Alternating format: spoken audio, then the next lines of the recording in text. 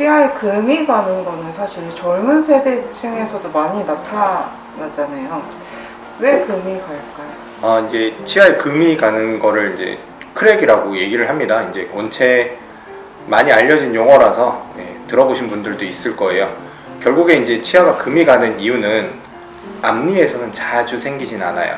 앞니는 뭐 부딪혔다거나 이래서 이런 외상의 원인이죠. 그런 원인에 의해서 간혹 금이 가거나 깨지는 경우들이 있는데 대체로 많이 생기는 경우는 다 어금니에서 생겨요. 근데 우리 어금니가 생겨있는 모양 자체가 보면 평평한 게 아니고 이렇게 굴곡이 있어요. 확대를 해서 보면 이렇게 큰 굴곡이 있습니다. 뾰족한 부분이 있고 가운데 오목한 부분이 있어요. 우리 치아가 근본적으로 이렇게 생겼고 거기다 음식을 놓고 씹다 보면 어쩔 수 없이 치아는 계속 사과 쪼개듯이 이렇게 쪼개지는 벌어지는 힘을 받을 수밖에 없어요. 그래서 시간이 오래 지나고 나이가 좀 연세가 드신 분들은 시간이 지나다 보면 이가 괜찮았던 원래 본인의 치아인데도 나중에 이가 금이 가고 시큰시큰해요, 씹을 때 뭔가 불편해요 하고 와서 보시면 금이 가 있는 경우들이 많이 있어요. 좀 더 취약한 경우는 어떤 경우냐면 안에 이제 충치로 인해서 무슨 아말감이건 레진이건 혹은 좀 더 커서 인레이 치료 이런 걸 받으신 분들에게서 나중에 또 생겨요. 왜 생기냐면 원래 단단한 우리 치아의 전체적으로 이렇게 껍질을 감싸고 있던 부분이 치료한 부분만큼은 손실되는 거거든요. 그 손실되는 부분이 내 치아랑 완전히 잘 붙어 있다라고 볼 수는 없어요.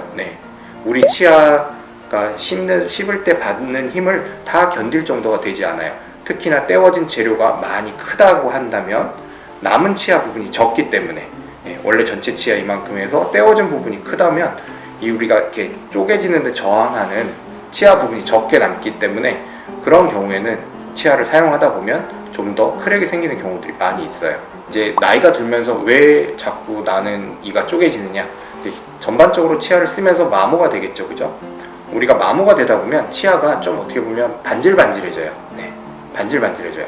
우리 치아는 원래 미세한 그 산과 골짜기들이 굉장히 많이 있어요. 우리가 마늘 빻는 절구를 생각해 보시면 돼요. 마늘 빻는 절구가 매끈한 절구에다가 마늘을 빻으려고 그러면 굉장히 잘 안 빻아져요. 힘만 많이 들죠, 그죠?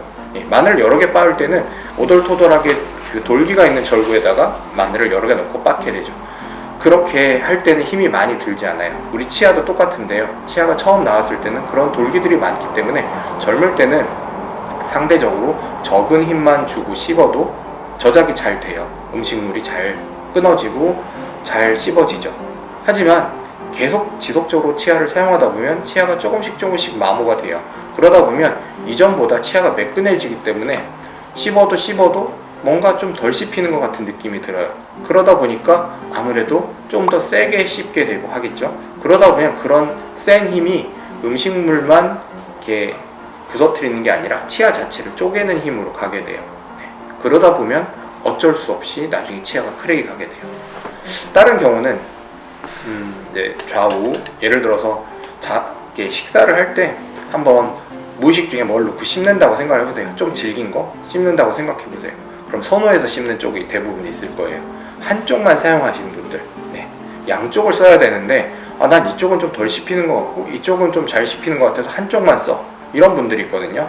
그러면 처음엔 못 느끼지만 그 반복된 행동이 수년간 누적되다 보면 많이 씹는 쪽에서 어쩔 수 없이 치아에 금이 가게 돼요. 이 금이 가는 경우는 씹을 때 약간 새큰한 느낌으로 오게 되는데요. 요게 초기 단계에는 쪼개지고 있기 때문에 조금 경과만 볼 수도 있어요. 근데 이게 아무래도 반복적이다 그러면 어쩔 수 없이 쪼개지는 걸 막아주기 위해서 일반적으로 크라운이라는 치료를 하게 돼요. 덮어 씌워주는 거죠.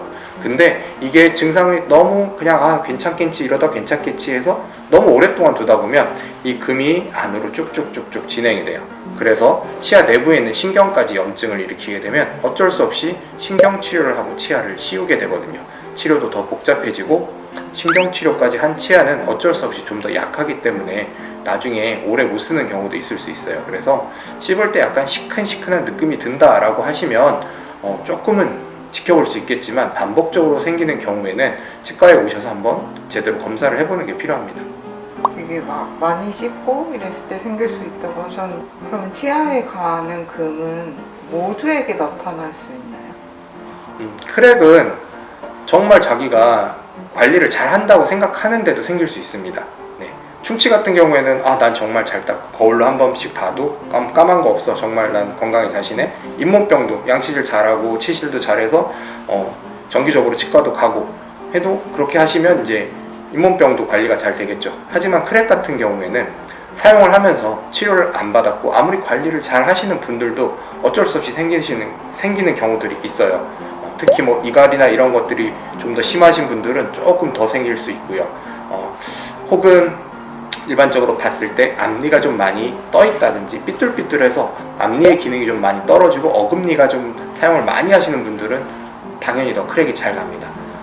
아니면 이제 오징어 이런 거 즐겨서 드시는 분들, 네, 별로 좋지 않습니다. 오징어 즐겨서 드시는 분들은 나중에 정말 치아에 크랙이 많이 가요. 네.